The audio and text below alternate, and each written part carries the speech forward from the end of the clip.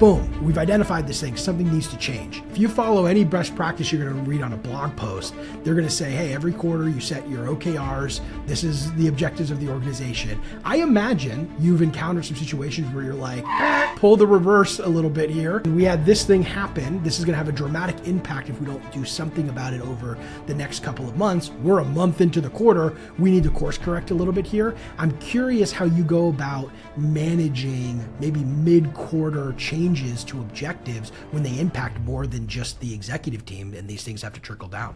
The biggest principle I have when it comes to managing like mid-quarter goal changes is that you have to allow yourself and your team room to get smarter.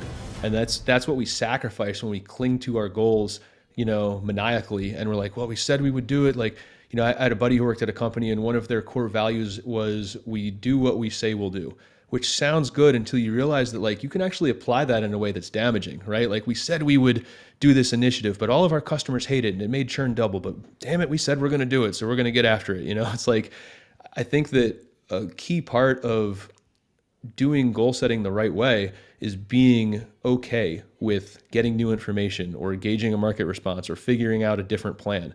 And so I don't go super duper down the rabbit hole on OKRs. I joke and I call them in our company minimum viable OKRs because I do have a qualitative objective and some quantitative key results, but that's it. Like we don't have any fancy management cadences. We look at them. We have a super sophisticated grading system we use called red, yellow, green. We highlight it in a Google Doc, and if it's green, we don't talk about it. And if it's yellow or red, we do talk about it. And that's pretty much it. But I think philosophically, we're not scared to say, hey, this other thing came up and it's a better use of my time, effort, budget, whatever for the business to go do X. So I'm going to not do this thing over here. And we would probably have that discussion as a leadership team, but sometimes you just got to set stuff down or sometimes you got to adjust the timeline or move it to the following quarter. And it happens. I think that with many things, context is the key to whether or not this is a problem with a person or a problem with a plan or a great decision that should be celebrated, right? Because it's also really easy to be like, oh, this thing is on fire and it's going to cost me 20% of my revenue, but it's not on my OKRs, so I'll bring it up in quarterly planning, right? Dude, that's damaging. That is what I call big company BS that we just can't have. We got to be allergic to that. So I love those conversations as long as there's good critical thinking around why we're going to set something down and is it the right call. Cool. So I want to take this down to the weekly cadence then, because if we're tracking things on a weekly basis, and you mentioned some of it's quantitative, some of it's qualitative, I'm curious, one, do you do scorecards like the traditional every week we're looking at these key things? And then two, do you have scorecards that are both quantifiable and then some more of the qualitative, like a specific project or something that are part of those scorecards, or how do you manage those two different ways of tracking progress? I love this question. Scorecards are my favorite thing to talk about in the world. Okay, good, because I need some help with mine. Dude, I'm here for you, man.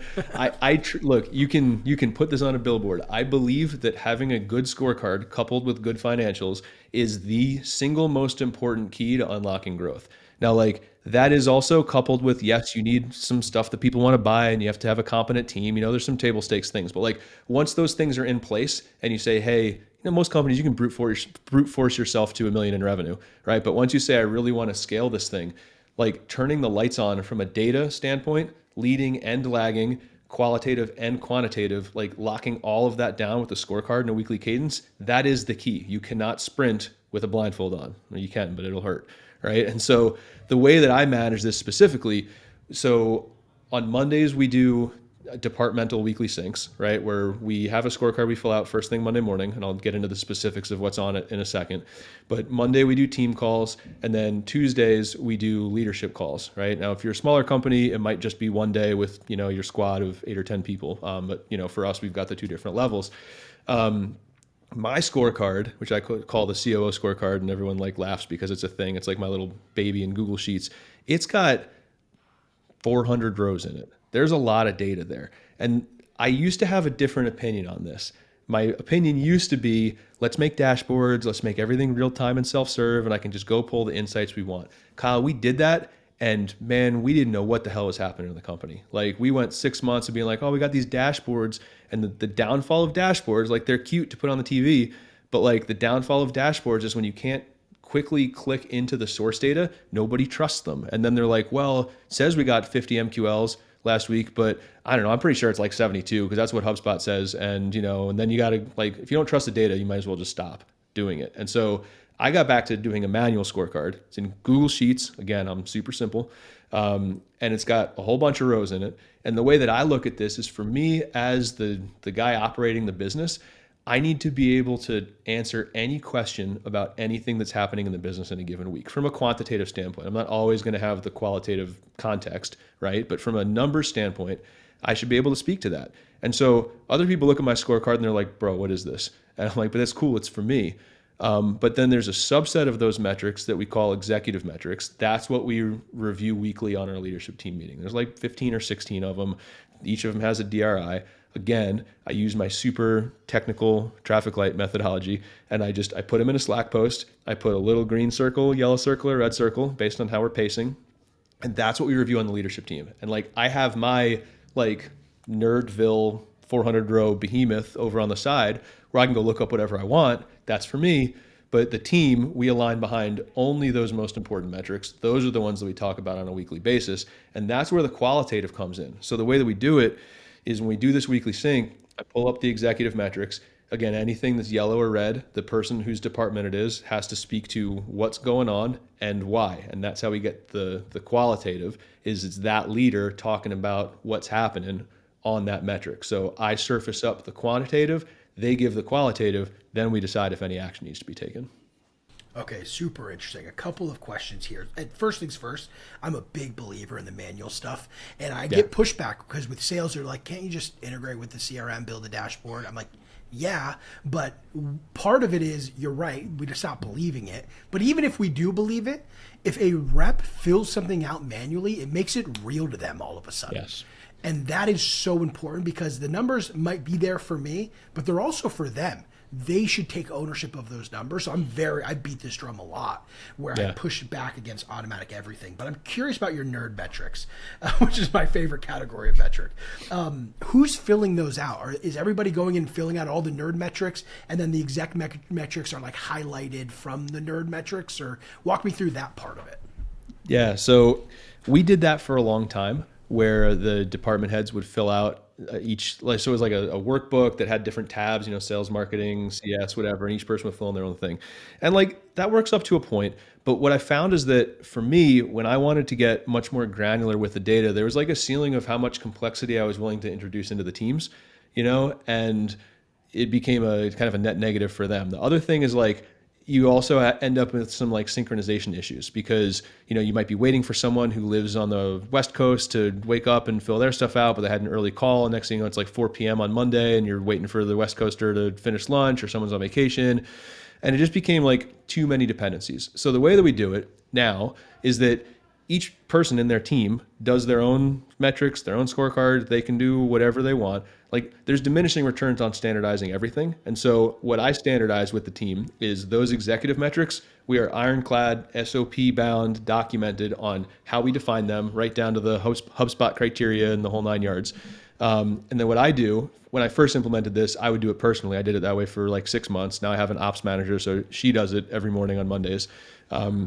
But she gets up, she fills it out. It's like, takes her 30 minutes. She has direct access to all of the different source reports. So she'll go into HubSpot, she'll go into our HRIS, she'll go into, our subscription management software or whatever, and get all the data and plug it in.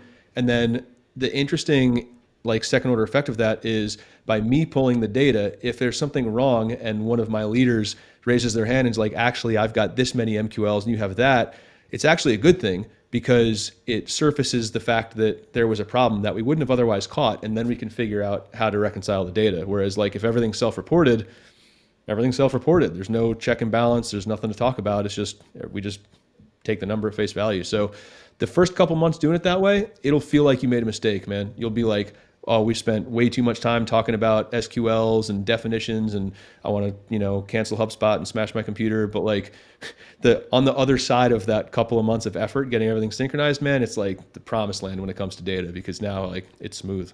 So yeah. That's awesome. Well, I want to actually go into the exact metrics for a second, and maybe the best way for me to ask this is to personalize it a bit, because there are always, maybe not always, I don't want to say it like that, but here's a common challenge that I hear around setting metrics up for scorecards. One is that we need to actually follow through and do it, and people need to fill it out, sure. But the real problem is sometimes it's difficult to figure out what metric actually matters. So I'll give an example for me, one that I struggle with today.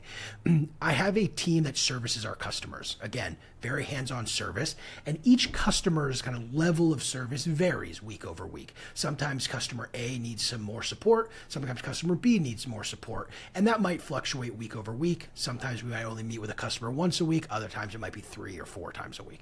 And because of that fluctuation, it becomes very difficult to actually gauge capacity of the people on that team. So I have 3 people with tons of experience who service customers. They go, hey, our capacity is this. That's anecdotal. Now, it's the best that I have, and I trust that they kind of can gauge relatively how busy they are. You know, if there's one thing I could do, it's trust them to do that. But from my perspective, it's like week over week, what are we putting in? Am I putting in how many meetings they're doing? Are we going to go and try to do, like one common one is, hey, give the customers an NPS score. And it's like our capacity, we take 12 customers at a time. Like there's not enough customers to like get enough data around NPS, because most of them aren't going to fill it out because things are just fine anyway. So I'm just curious from your perspective, how to manage that, maybe for myself, but just more in general too, which is how do you go about finding where the metric might be? Totally. So there's a couple of thoughts on this, on how to effectively measure it. So for service type deliverables like CS teams, or a lot of what your business is, it's one of the few times where I actually love time tracking for a specific reason. If you can do like time tracking tools, not to like supervise people, like I kind of think that's gross, but like time tracking to roll up to like how much time you're investing in each client, right? And so if you can track that, you can do a couple of things, right? You can figure out roughly how many client-facing hours per rep they should have in a week. You can figure out, what's the percentage utilization of that time on a week-over-week basis, and you can have a number on that that's over 100, right? If you're allocating 30 of their 40 hours to client stuff and they're spending 35, you might be over. That's a sign you might need to reduce utilization or hire someone.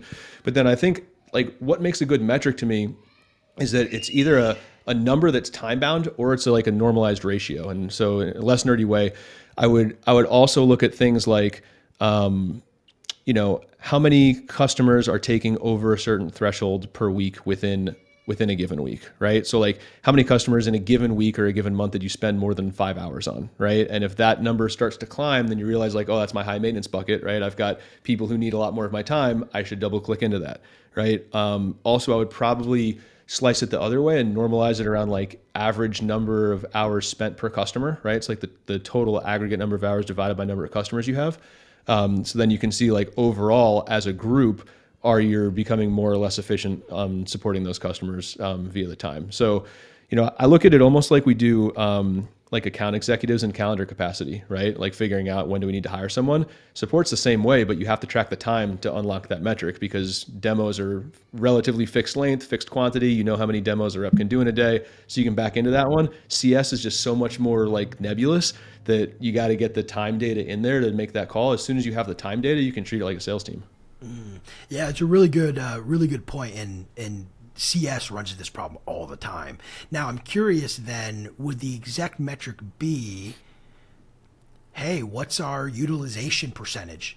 What was our utilization percentage last week? Or what was the average number of hours per customers last week? And it's almost a reverse metric where once it gets too big, you're like, oh shoot, we might have a capacity problem, versus most metrics, bigger the better, Dude, exactly. Like, and it's a really important point that like not every metric needs to be as big as possible. Like sales calendar capacity is the same thing. Like in our company, we want calendar utilization to be between 60 and 80%. Because like if it's 85, 90, 95% utilization, you're probably booking your demos too far down range, and it's going to negatively impact your show rate, So it's like, CS would be the same thing, where I would definitely measure percentage utilization. You probably want a bit of a buffer there.